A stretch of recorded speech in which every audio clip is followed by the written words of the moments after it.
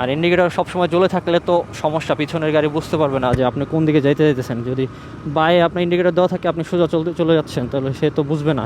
LED ইন্ডিকেটরে অনেক benefit আছে, যেটা আপনারা সবাই জানেন। আলো বেশি, ওয়াট কম, ব্যাটারিতে প্রেশার কম পড়বে, আর অনেক। কয়েক কেজি হয় আনুমানিক মামা?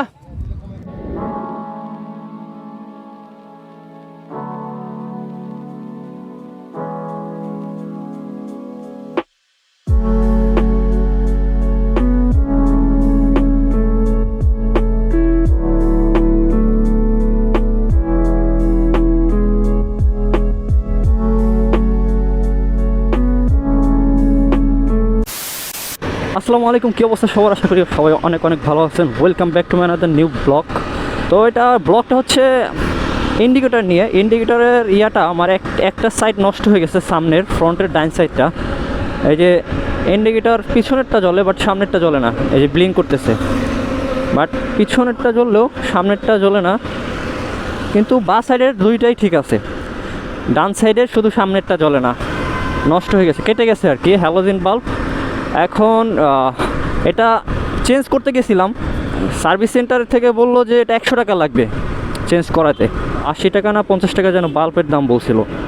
তো আমি চিন্তা করলাম 100 টাকা দিয়ে আমি কেন হ্যালোজেন বাল্ব লাগাবো আগেরটা, তাহলে তো আমি এলইডি লাগাইতে পারি। এলইডিতে আমার ব্যাটারি কনজিউম কম করবে, তো সেই হিসাবে এলইডি লাগানোর সিদ্ধান্ত নিলাম। সিদ্ধান্তটা আসলে যৌক্তিক কিনা জানি না, কারণ 3টা বাল্ব আমার নষ্ট হয়ে যাবে। মানে ইন্ডিকেটর চেঞ্জ করার কোনো সিদ্ধান্ত ছিল না, এলইডি লাগাবো হ্যালোজেন থেকে, তাহলে ব্যাটারিটা একটু সেভ হবে, ব্যাটারির সমস্যা দিবে না। কিন্তু হ্যালোজেনই বেস্ট লাগতো আমার কাছে আগে, কারণ এলইডি ভালো লাগতো না দেখতে। আলো বেশি দিত, বাট এলইডি দেখতে ভালো লাগতো না, হ্যালোজেনই সুন্দর লাগতো আর কি। যে ইন্ডিকেটরের ক্ষেত্রে ইয়েলো, এটা হচ্ছে অরেঞ্জ কালারের বাল্ব, হ্যালোজেনটা অনেকটা অরেঞ্জ টাইপের, তো এই কালারটা ভালোই লাগতো। আর এলইডি নিলে ইয়েলো কালার আসে। তো যাই হোক, এখন সিদ্ধান্ত নিলাম যেহেতু একটার জন্য আমার 100 টাকা খরচ করতে হবে, তো সেহেতু 80 টাকা করে যদি এলইডি বাল্বের দাম হয়, আমি যতটুকু জানি, শিওর না, 80 টাকা করে যদি হয়, তাহলে 4টার লাগবে হচ্ছে 320 টাকা। তো 320 টাকা আর 80 টাকা না হয় চার্জ রাখলো, 400 টাকাই খরচ হবে। তো 400 টাকা খরচ করে আমি প্যারা নিয়ে শুধু এইটাই লাগাইতেছি, মানে এলইডি লাগাচ্ছি। কোনো ইন্টেনশনই ছিল না আমার আগে। এই একটা বাল্ব নষ্ট হওয়াতে, ইন্ডিকেটর একটা নষ্ট হওয়াতে আমার ইন্টেনশনটা চেঞ্জ হয়ে গেছে। তো এখন যাইতেছি মিরপুরে। আবার আরেকটা বিষয়, আমার এই যে এই সুইচটা মানে নষ্ট হয়ে গেছে, উল্টাপাল্টা কাজ করে। এখন চিন্তা করতেছি যে এই সুইচ বাদ দিয়ে মেটাল যে সুইচগুলো পাওয়া যায়, লেজার যে সুইচ, লাইট জ্বলে, ওই সুইচগুলো লাগাবো। মেবি 250 টাকা পিস, 250 টাকা পিস নিতে পারে। তো ওইটাই লাগাবো, বেস্ট হবে, রাত্রে সুন্দরও লাগবে দেখতে। কারণ এই যে পালসারের কিন্তু এই যে এইগুলা এলইডি জ্বলে, এইগুলো লাইট জ্বলে রাত্রেবেলা দেখা যায়, এখন একটু কম দেখা যাইতেছে। আচ্ছা, আমি একটা জায়গায় দাঁড়াই আপনাদের ইন্ডিকেটর দেখাই যে কোনটা নষ্ট হয়েছে আর কোনটা ঠিক আছে, কীভাবে জ্বলতেছে। ঠিক আছে, আসতেছি একটু পরে।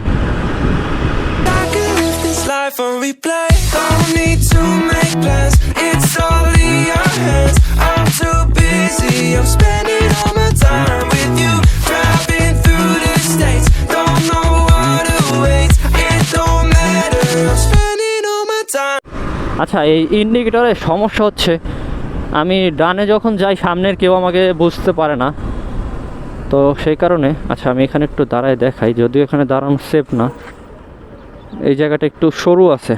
ঠিক আছে, আচ্ছা, এই যে দেখতেছেন সামনেরটা, পিছনেরটা, বা সাইডেরটা ঠিক আছে, কিন্তু যখন আমি ডান সাইডেরটা জ্বালাবো, বাটনে মাঝে মাঝে সমস্যা করে মনে হয়।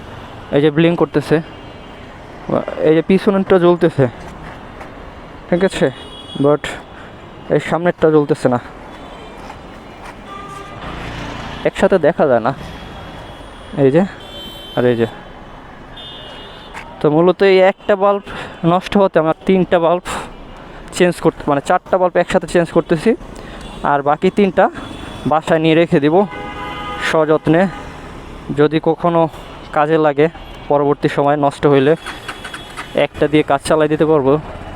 এখন একটা বাল্বের কারণে আমাকে 3টা বাল্ব এক্সট্রা কিনতে হচ্ছে, মানে একটা তো কিনবই, আরও 3টা কিনতে হবে, টোটাল এক সেট কিনবো। তো 10 নম্বর থেকে কিনে তারপরে লাগাবো, লাগানোর পরে আপনাদের সাথে দেখা হবে ইনশাল্লাহ। তো এলইডি ইন্ডিকেটারে অনেক বেনিফিট আছে, যেটা আপনারা সবাই জানেন। আলো বেশি, ওয়াট কম, ব্যাটারিতে প্রেশার কম পড়বে, আর অনেক, আবার ব্লিঙ্ক করে অনেক ফাস্ট, মনে হয় একসাথে 4বার ব্লিঙ্ক করে। এমএসআই ব্লগে দেখছিলাম একটা লাগাইছিল, এখনও আছে কিনা জানি না, সে বলছিল ভালো না লাগলে চেঞ্জ করে ফেলবে মানুষের যদি কোনো সমস্যা হয়। তো যাই হোক, দেখা হচ্ছে চেঞ্জ করার পরে বা চেঞ্জ করার সময়। ওকে,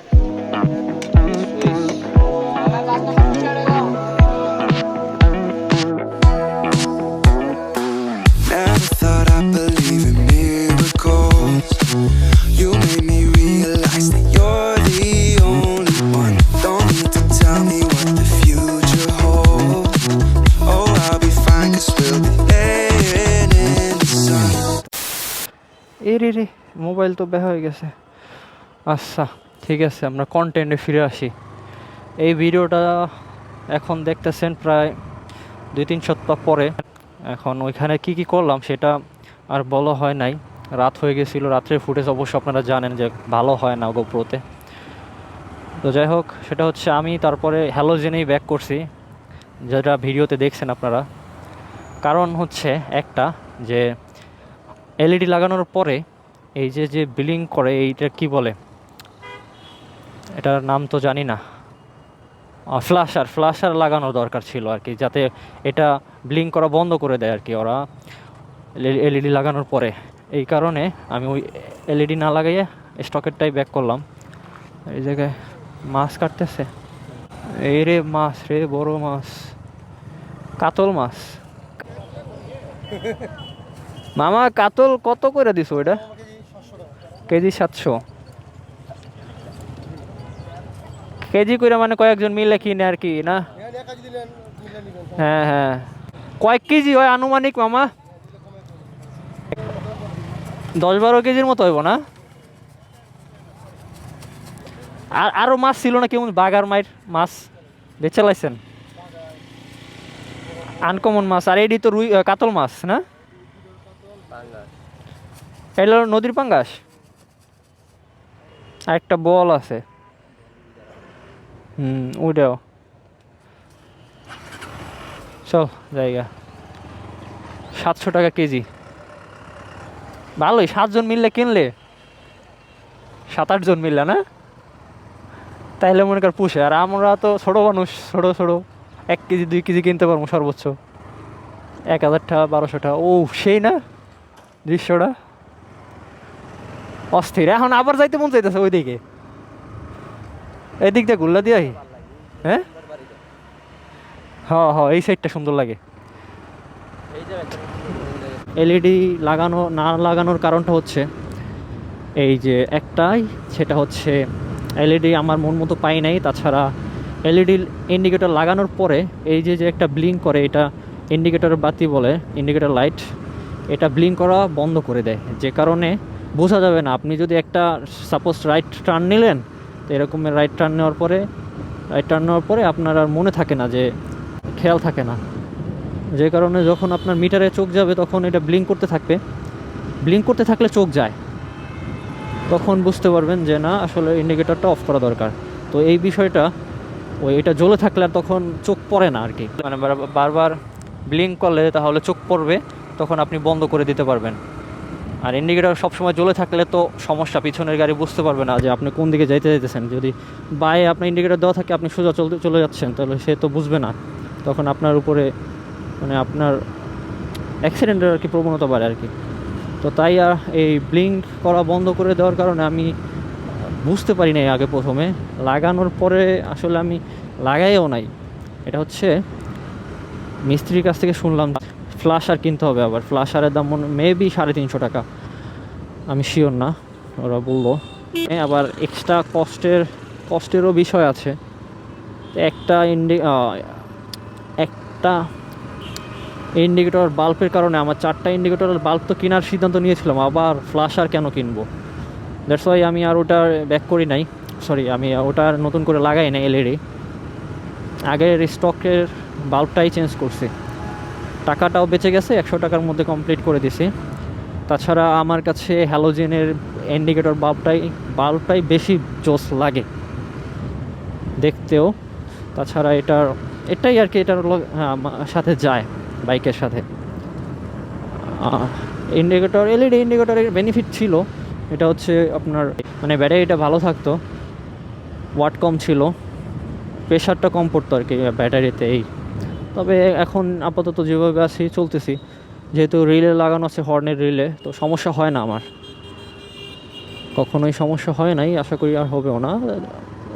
6 মাস পরে একবার চার্জ দেওয়া পরে ব্যাটারি, তো সমস্যা হয় না। যাই হোক, ভিডিওটা অনেক বেশি বড় হয়ে গেছে, ওখানে মাছ দেখছিলাম, দেখে দাঁড়াইছিলাম, তো ওই ভিডিওটার সাথে এই ভিডিওটা মাছ করে দিলাম। আসলে ওই ভিডিওটা অনেক আগের ছিল, দেখেন এই যে এইটা লাগানো হয়েছে, এটা কি বলে, হেডলাইটের সুইচটা লাগাইছিলাম স্টিলের, তো এটা একটু ভুল করছে ওরা, মানে এখন যেমন হেডলাইট বন্ধ আছে তারপরও এটা জ্বলতেছে, যখন জ্বালাবো তখন এটা মানে যখন অন করব তখন এটা অফ হয়ে যাইতেছে, মানে এই লাইটটা। তো কী ফায়দা হইলো বুঝলাম না, উল্টাপাল্টা আর কি লাগাই দিয়েছে, এখন আর কি করবো, এইভাবেই চলতেছে। তো যাই হোক, এই ভিডিওটা এই পর্যন্তই, আশা করি সবাই ভিডিওটা দেখছেন, আর সাবস্ক্রাইব করতে ভুলেন না। তো ভালো থাকবেন, সুস্থ থাকবেন এবং ব্লগ উইথ জেসের সাথে থাকবেন। আল্লাহ হাফেজ।